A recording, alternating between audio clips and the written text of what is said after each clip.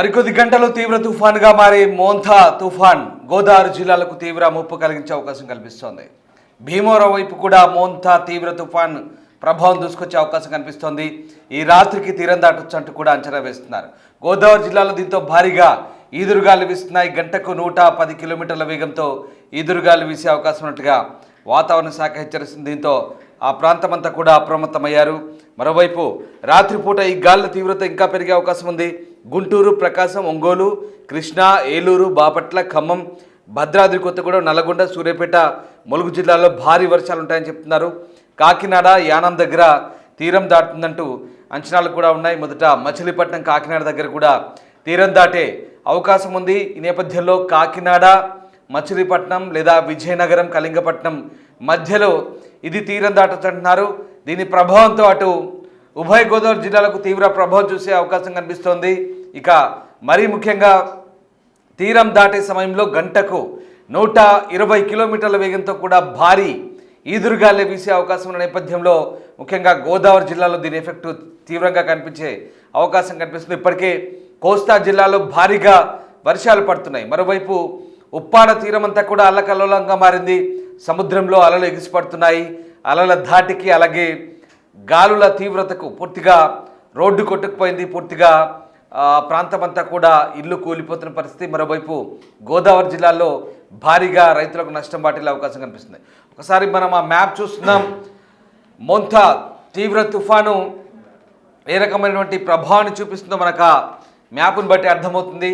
ఇది పశ్చిమ మధ్య బంగాళాఖాతంలో కేంద్రీకృతమైన మోంథా తుఫాను ప్రస్తుతం కాకినాడకు అలాగే కాకినాడకు 210 కిలోమీటర్ల దూరం, అలాగే మచిలీపట్నానికి 300 కిలోమీటర్ల దూరం, దాంతోపాటు విశాఖపట్నానికి 360 కిలోమీటర్ల దూరంలో ప్రస్తుతం ఇది కేంద్రీకృతమైంది. దీని ప్రభావంతో భారీ వర్షాలు అయితే పడే అవకాశం ఉంది. తీరం దాటే సమయంలో ఇవాళ రాత్రి ఇది తీరం దాటొచ్చు. తీరం దాటే సమయంలో భారీగా వర్షాలు కురిసే ఛాన్స్ ఉంది. ఎందుకంటే తుఫాను కేంద్రం నుంచి దాదాపు 200 కిలోమీటర్ల మేర పైగా 300 కిలోమీటర్ల వరకు కూడా దీని ప్రభావం ఉండొచ్చు. ఒకసారి ఆ శాటిలైట్ మ్యాప్ చూస్తున్నాం, శాటిలైట్ ఇమేజ్ చూస్తున్నాం. శాటిలైట్ ఇమేజ్ ప్రకారం భారీగా వర్షాలు కురిసే అవకాశం ఉంది. ప్రధానంగా దీని ప్రభావం మచిలీపట్నం అలాగే కళింగపట్నం అరౌండ్ కాకినాడ మధ్యలో ఇది ఇవాళ 28వ తారీఖు నాడు సాయంత్రానికల్లా తీరం దాటే అవకాశం ఉంది. గంటకు 100 నుంచి 120 కిలోమీటర్ల వేగంతో ఈదురుగాలు వీసే అవకాశం ఉన్నట్టుగా చెప్తున్నారు. అలాగే ఒకసారి ఆ మ్యాప్ను బట్టి చూస్తే సివియర్ సైక్లోనిక్ స్టార్ మోంథా దక్షిణ మధ్య బంగాళాఖాతంలో ఉంది. ప్రస్తుతం వెస్టర్న్ సెంట్రల్ బే ఆఫ్ బెంగాల్లో ఇది కొనసాగుతుంది. అటు నుంచి కాకినాడ వైపు తీరం వైపు రావచ్చు. కాకినాడ, ఉప్పాడ లేదా కాకినాడ మచిలీపట్నం మధ్యలో వచ్చినప్పుడు కాకినాడ నుంచి భీమవరం ఈ ప్రాంతంలో కూడా ల్యాండ్ ఫాల్ అవ్వచ్చు. సో మేబీ ఆ ఛాన్సెస్ కూడా ఉన్నాయి. ఒకవేళ అదే జరిగితే కనుక తీరం తాకిన తర్వాత తీరం దాటే సమయంలో సరిగ్గా భారీ వర్షాలకు ఆస్కారం ఉంటుంది. దాంతోపాటు విపరీతమైన ఈదురుగాలు వీస్తాయి. విపరీతమైన ఈదురుగాలు అంటే దాదాపు 120 కిలోమీటర్ల వేగం ఉంటుండొచ్చు. ఆ వేగానికి గోదావరి జిల్లాలో భారీగా నష్టమైతే వాటిల్లే అవకాశం ఉంది. ఎందుకంటే కొబ్బరి తోటలు కూడా బాగా ఉంటాయి. కొబ్బరి చెట్లు కూడా దీని ధాటికి ఎఫెక్ట్ అయ్యే ఛాన్స్ ఉంది. దాంతోపాటు ఇప్పటికే కొన్ని లక్షల హెక్టార్లో పంట నష్టం వాటిల్లే అవకాశం కూడా ఉంది. రైతులంతా కూడా ఇప్పటికే ఆందోళన వ్యక్తం చేస్తున్నారు. మరీ ముఖ్యంగా కృష్ణా జిల్లాలో కూడా దీని ఎఫెక్ట్ ఉంది. కృష్ణా జిల్లాలో ఇప్పటికే భారీ వర్షాలు కురుస్తున్నాయి. ముఖ్యంగా కృష్ణా జిల్లాలోని మచిలీపట్నం ప్రాంతాల్లోని చాలా మండలాల్లో దీని ప్రభావం కనిపిస్తోంది. దాదాపు 1000 ఎకరాల్లో ఇప్పటికే పంటలు దెబ్బతినే అవకాశం ఉన్న నేపథ్యంలో రైతులంతా కూడా ఆందోళన వ్యక్తం చేస్తున్నారు. తుఫాన్ తీవ్రత పెరిగితే కనుక తమను ప్రభుత్వమే ఆదుకోవాలంటూ కూడా రైతన్నులు కోరుతున్నారు. మనం చూస్తున్న మ్యాప్ ప్రకారం ప్రస్తుతం తుఫాను దాని దిశ మార్చుకోవచ్చు. ఒకవేళ తీరాన్ని తాకిన తర్వాత ఒకవేళ కాకినాడ దగ్గర తీరాన్ని తాకితే కనుక తుఫాను సముద్రం వెంబడి అది ఎటువైపు ప్రయాణిస్తుంది అనేది మళ్ళీ తెలియాల్సింది. బలహీనపడి మళ్ళీ సముద్రంలోకి వెళ్తుందా లేదా అలాగే దాని దిశ మార్చుకొని తుఫాను వేరే వైపు వెళ్ళిపోతుందని మాత్రం ఇంకా తెలియాల్సింది. ప్రస్తుతానికైతే ఈ డిప్రెషన్ ఏదైతుందో అల్పపీడనం తుఫానుగా మారింది. తీవ్ర తుఫానుగా కూడా మారే ఛాన్సెస్ ఉన్నాయి. ఇవాళ ఉదయానికల్లా ఆల్రెడీ తుఫాన్ తీవ్రంగా మారినట్టుగా చెప్తున్నారు. అలాగే సాయంత్రానికల్లా తుఫాన్ కాస్త బలపడి పూర్తిగా తీరాన్ని దాటే ఛాన్సెస్ ఉంది. సో అది కనుక జరిగితే తీరం దాటే సమయంలో 24 గంటల పాటు, తీరం దాటిన తర్వాత 24 గంటల పాటు అంటే రేపటి వరకు భారీ వర్షాలకైతే ఆస్కారం ఉంది. ప్రధానంగా దక్షిణ కోస్తా జిల్లాలు, కోనసీమ జిల్లాలు, అంబేద్కర్ కోనసీమ జిల్లా కూడా భారీగా ఎఫెక్ట్ అయ్యే ఛాన్స్ ఉంది. ఉభయ గోదావరి జిల్లాలు ఎఫెక్ట్ అవుతాయి, కృష్ణా జిల్లా ఎఫెక్ట్ అవుతుంది.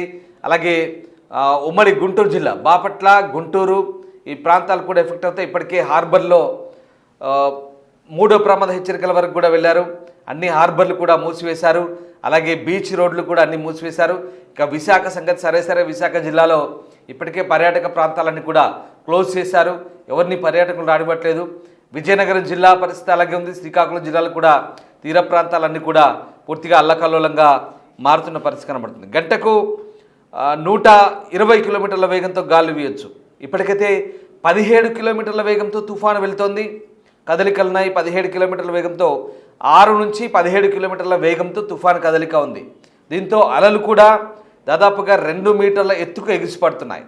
దీంతో ఉప్పాడ తీరంలో అయితే ఏకంగా ఇల్లు సముద్రం కోతకు గురవుతుంది. ఇల్లు కూడా కొన్ని కోతకు గురవుతున్నాయి. కూలిపోయే ప్రమాదం కూడా లేకపోలేదు. ఒకసారి చూడండి, ఆ రిటైనింగ్ వాల్ ఏదైతే ఉందో రాళ్లతో కట్టిన సముద్రానికి రోడ్డుకు మధ్యలో రాళ్లతో కట్టిన ఆ రాళ్ల కుప్పలు కూడా రాళ్ళ కట్టడం కూడా పూర్తిగా చెల్లా చెదురైపోయింది అలల దాటికి. అంతేకాదు సాయంత్రానికల్లా ఈదురుగల్ల ప్రభావం తీవ్రంగా ఉంటే కనుక ఇది మళ్ళీ చెప్తున్నాను కోస్తాపై తీవ్ర ప్రభావం ఉంది. ముఖ్యంగా వెస్ట్ గోదావరి భీమవరం వైపు కూడా దీని ఎఫెక్ట్ ఉండే అవకాశం కూడా లేకపోలేదు. మరి ముఖ్యంగా కోనసీమలోనే ఎక్కువ ఎఫెక్ట్ ఉందంటున్నారు. కాకినాడ పరిసర ప్రాంతాల్లో ఇది ఎఫెక్ట్ ఉంటుంది. అయితే ఇప్పుడు ఎక్కడైతే ఈ కేంద్రం ఉందో, తుఫాను కేంద్రం ఉందో, ఆ కేంద్రానికి తుఫాన్ కేంద్రానికి 10-20 కిలోమీటర్ల వరకు ఆ కేంద్రం ఎక్కడైతే విస్తరించుంటుందో అక్కడ మాత్రం కాస్త ప్రశాంతంగానే ఉంటుంది. కానీ తీరం దాటే సమయంలో దీని ఇంపాక్ట్ ఎక్కువగా ఉంటుంది. తీరం దాటే సమయంలో ఖచ్చితంగా ఇది 200-300 కిలోమీటర్ల వరకు కూడా ప్రభావం చూపుతుంది. దీంతో ఇటు దక్షిణ కోస్తాంధ్ర నుంచి కిందికి రాయలసీమ వరకు, కడప, కర్నూలు, చిత్తూరు, అనంతపురం ఇక్కడి దాకా కూడా ఎఫెక్ట్ ఉంటుంది. మరోవైపు పైకి ఉత్తరాంధ్ర, విజయనగరం, శ్రీకాకుళం, విశాఖపట్నం ఇది కూడా ఎఫెక్ట్ అవుతుంది. మధ్యలో ఈ కోస్తా దగ్గర దక్షిణ కోస్తా, అలాగే మిగతా ఉభయ గోదావరి జిల్లాలు, కృష్ణా, గుంటూరు, నెల్లూరు తీర ప్రాంతం అంతా కూడా ఎఫెక్ట్ అవుతుంది. సో అటు నుంచి మళ్ళీ ఉత్తరాంధ్ర పైకి వెళ్తే కనుక గంజాం, చిన్న గంజాం, ఒడిశా, అలాగే మరికొన్ని ఒడిశాలోని కొన్ని జిల్లాలు, గోపాల్పూర్ వరకు కూడా ఒరిస్సాలో దీని ఎఫెక్ట్ ఉంటుంది. చిన్నగా పశ్చిమ బెంగాల్ దాకా కూడా దాదాపుగా ఈ చలిగాలులు, కొంత తుఫాన్ తీవ్రత, మబ్బులు పట్టి ముసురు కురిసే అవకాశం ఉంది. ఇక తెలంగాణ జిల్లాలు చూస్తే కనుక ఇప్పటికే తెలంగాణ జిల్లాల్లో వర్షాలు పడుతున్నాయి తుఫాను ప్రభావంతో. ముఖ్యంగా హైదరాబాద్, రంగారెడ్డి ఈ జిల్లాలో, అలాగే వికారాబాద్ కావచ్చు, ఇటువైపు వెళ్తే సంగారెడ్డి, మెదక్, సిద్దిపేట, సిరిసిల్ల, అలాగే మంచిర్యాల, పెద్దపల్లి ఈ జిల్లాలో కూడా వర్షాలు పడుతున్నాయి. దాంతోపాటు మహబూబాద్ జిల్లాకైతే ఇంకా రెడ్ అలర్ట్ ఉంది. దాంతోపాటు ములుగు జిల్లాలో ఇంపాక్ట్ ఉంది. తర్వాత ఖమ్మం, అలాగే భద్రాద్రి కొత్తగూడెం, యాదాద్రి భువనగిరి, నల్లగొండ అంటే ఉమ్మడి నల్లగొండలోని కొన్ని ప్రాంతాలు, ఇక్కడ నాగర్ కర్నూలు కావచ్చు, మహబూబ్ నగర్ కావచ్చు, ఈ ప్రాంతాల్లో కూడా దీని ఎఫెక్ట్ ఉండే ఛాన్స్ ఉంది. సో ఓవరాల్గా తెలంగాణ జిల్లాల్లో, హైదరాబాద్లో కూడా ఇప్పటికీ రాత్రంతా కూడా వాన పడింది. మళ్ళీ ముసురు పడుతుంది. అక్కడక్కడ పూర్తిగా మేఘావృతమై మబ్బులు పట్టి వాతావరణం కంప్లీట్గా చల్లగా ఉంది. సో ఉత్తర తెలంగాణ, దక్షిణ తెలంగాణ జిల్లాలు కూడా, సెంట్రల్ తెలంగాణ హైదరాబాద్తో పాటు అన్ని ప్రాంతాల్లో దాదాపుగా దీని ఎఫెక్ట్ ఉంది. కానీ ఏపీ అంతా ఎఫెక్ట్ అయితే లేదు. ఏపీ అంతా భారీ వర్షాలు అయితే లేవు. ఏపీలో మాత్రం భీకరంగా ఎఫెక్ట్ ఉంది, భారీ వర్షాలున్నాయి. ఇది ఇంకా సాయంత్రానికి తీరం దాటే సమయంలో ఇంకా పెరిగితే కనుక ప్రచండ గాలులు ఉంటాయి. గాలివాన బీభత్సం ఉంటుంది. సో తుఫాన్ తీరం దాటే సమయంలో, దాటుతున్న తర్వాత దాటాక కూడా 24 గంటల పాటు దీని ప్రభావం చాలా తీవ్రంగా ఉంటుంది. దాంతోపాటు మరొక 2-3 రోజులు అంటే బుధ, గురు, శుక్ర ఈ 3 రోజులు కూడా దాదాపుగా ఏపీలోని 9 జిల్లాలకు రెడ్ అలర్ట్ ఉంది. ఇంకా మిగతా 14 జిల్లాలకు ఎల్లో అలర్ట్ ఉంది. మిగతా జిల్లాలకు కూడా అప్రమత్తంగా ఉండమని సూచిస్తున్నారు. ఇప్పటికే ఆ ప్రాంతాల్లో అధికార యంత్రాంగం అంతా అప్రమత్తమైంది, రెవెన్యూ సిబ్బంది అప్రమత్తమైంది, అలాగే జిల్లాల కలెక్టర్లకు ప్రత్యేక ఆదేశాలు కూడా అందాయి. ముఖ్యమంత్రి స్వయంగా ఎప్పటికప్పుడు ఈ సైక్లోన్ను మానిటరింగ్ చేయమంటున్నారు. అలాగే డిజాస్టర్ మేనేజ్మెంట్ అధికారులు మిగతా డిపార్ట్మెంట్తో కోఆర్డినేషన్ చేసుకుంటూ ఎప్పటికప్పుడు రిపోర్ట్స్ ఎవ్రీ హవర్ రిపోర్ట్ ప్రతి గంటకి రిపోర్ట్లు బహిర్గతం చేస్తూ ఎప్పటికప్పుడు ప్రజలను అప్రమత్తం చేయాలని చెప్తున్నారు. సో దీంతో కొంత నష్ట నివారణ చర్యలు చేపట్టొచ్చని ప్రభుత్వం భావిస్తోంది. గతంలో వచ్చిన తుఫాన్ల అనుభవంతో ప్రస్తావించేస్తున్నారు. ఒకసారి ఆ తుఫాను ప్రభావం ఎలా ఉంది, అక్కడ తుఫాన్ ఎట్లా ఉంది, గాలివాన బీభత్సం ఎట్లా ఉంది, అక్కడ పరిస్థితులు ఏంటో స్వయంగా ఆ వాతావరణాన్ని ఆ పరిస్థితులను ఒకసారి చూద్దాం.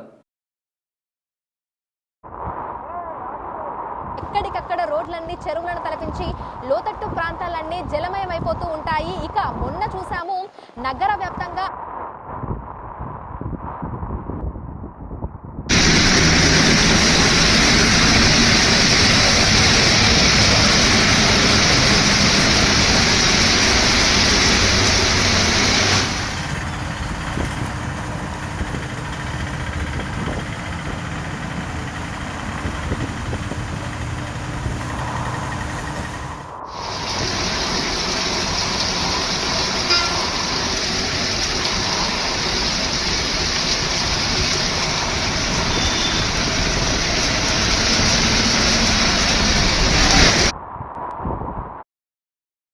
భారీ వర్షాలకైతే ఆస్కారం ఉంది.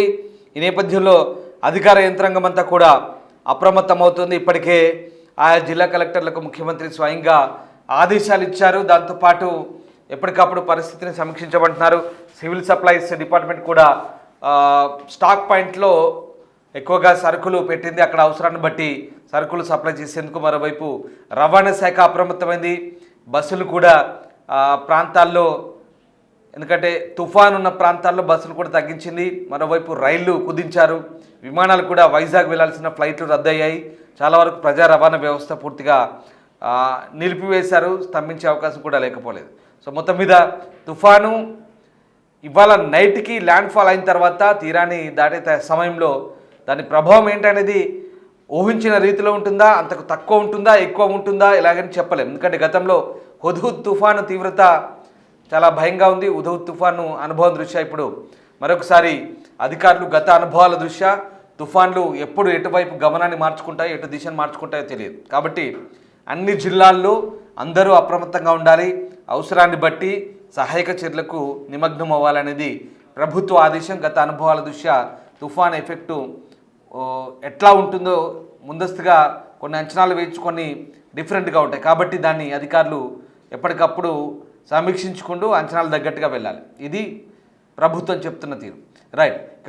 హైదరాబాద్లో కూడా ప్రస్తుతానికైతే వర్షం రాత్రి పడింది, ఇప్పుడు కూడా మేఘావృతమైంది. సో హైదరాబాద్ వాతావరణ కేంద్రం ఏం చెప్తుంది, ఓవరాల్గా ఈ మోంథా తుఫాన్ సంబంధించి ఏపీలో ఎలా ఉండబోతుంది, తెలంగాణ ఎలా ఉండబోతుంది, హైదరాబాద్ వాతావరణ శాఖ ఐఎండీ కంప్లీట్ డీటెయిల్స్ కూడా ఇచ్చింది. ఒకసారి ఏపీ గురించి కూడా చెప్పింది ఐఎండీ హైదరాబాద్. ఏం చెప్పింది పూర్తి డీటెయిల్స్ మా కొలీగ్ అంజుమా అందిస్తారు. ఈదురుగాలుల ఎఫెక్ట్ ఎక్కువ ఉంటుంది ఇప్పుడు. ఎందుకంటే సిస్టమ్ తీరాన్ని దాటేటప్పుడు మనకి ఇంచుమించు 90 నుంచి 110 కిలోమీటర్ల వరకు ఆంధ్రప్రదేశ్లోని జిల్లాల్లో ఎక్కువ ఉంటుంది. తర్వాత ఆంధ్రప్రదేశ్ తీరాన్ని దాటి మన దగ్గరికి వచ్చేటప్పుడే కొంచెం తీవ్రత తగ్గుతుంది. కాబట్టి ముఖ్యంగా ఈ ఈశాన్య జిల్లాల్లో మనకి రేపు రాత్రి నుంచి 40 నుంచి 50 కిలోమీటర్ల వేగంతో చాలా జిల్లాల్లో ఈదురుగాలు వీచే అవకాశం ఉంది. మిగిలిన జిల్లాల్లో 30 నుంచి 40 కిలోమీటర్ల వేగంతో ఈదురుగాలు వీచే అవకాశం ఉంది. తర్వాత రోజు సిస్టమ్ ఇంకా నార్త్ వార్డ్గా మూవ్ అయ్యాక మనకి ఈదురుగాలుల వేగం అనేది 30 నుంచి 40 కిలోమీటర్ల వేగం వరకు కొనసాగే అవకాశం ఉంటుంది. ఎక్కడికక్కడ